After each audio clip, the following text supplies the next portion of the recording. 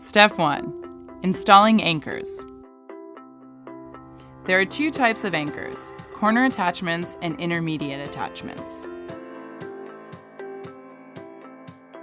Corner attachments are used where the cable begins and ends, and at every 50 feet of cable length. They are under the most pressure and must be the strongest part of the system.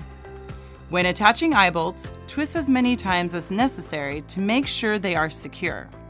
Two multi-purpose brackets can be used to make the corner attachment. Simply place the two curved ends together so the holes line up. Intermediate attachments hold the cable to the structure. They must be installed every 1.5 feet between the corner attachments. You can use your drill as a measuring tool. Net spikes or multi-purpose brackets are recommended for concrete or wood surfaces. Girder clips or multi-purpose brackets attached with a Hilti pin are recommended for steel surfaces. Step 2. Running the cable. Once the corner and intermediate attachments are in place, you will begin running the cable, also known as straining wire. Straining wire is available in galvanized or stainless steel and in two different thicknesses. Thicker cable is used for netting jobs longer than 50 feet in length. Straining wire is attached to the anchors using ferrules. Run 2 ferrules through the end of the cable. Then loop the cable through the first corner attachment and back through the ferrules. We are using 1/16 inch ferrules, so we will use the second notch on our ratchet tool to crimp the ferrules in place. Using the right notch for the right size ferrule will prevent damage to your ratchet tool. Be sure to crimp each ferrule twice to secure it. Run the cable through all intermediate attachments, making sure it doesn't kink or catch on anything along the way.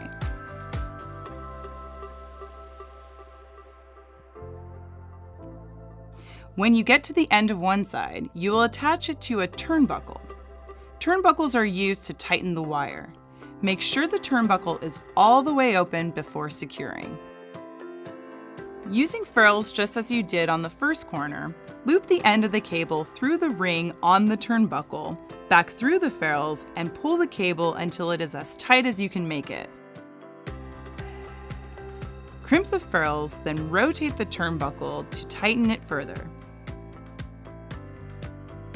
The cable should be tight and unbending, similar to the string on a guitar.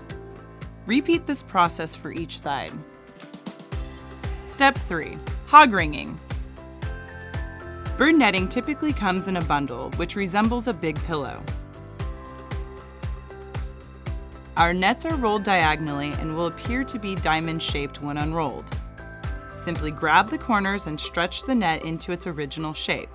This may take a few extra hands to accomplish. You will notice an identification tag from Bird Pigeon with information and instructions on the front and back. It is important that you locate the corners once you open the net. All corners are marked with a piece of colored yarn or string. For ease of use, we mark the net every 25 feet with a different colored yarn. The identification tag is always attached to the long side of the net. So if your net is a rectangle, this would be the long side, and this would be the short side. Once your perimeter is established, netting is attached to the cable using a hog ring tool. This tool loops a metal ring around the net and the cable. Make sure you hog ring the netting right onto the turnbuckles as well. This prevents birds from getting in. Start on one corner and hog ring in a straight line, leaving 2 to 4 squares of excess mesh.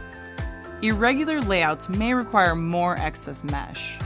Take care to stay on the same row of mesh or your netting will be uneven at the end. Proceed for about 3 feet on one side, then return to the corner and hog ring the net in the other direction. You may want to have another person help by holding the net while you use the hog ring tool. Bird Pigeon offers 2 types of manual hog ring tools and 2 types of pneumatic tools that you can use according to your preference. When using 3/4 inch netting, apply a hog ring to every other square. Finish an entire side first, and then move along to complete the installation on the remaining sides. Once installed, trim the excess netting and inspect all attachments for strength.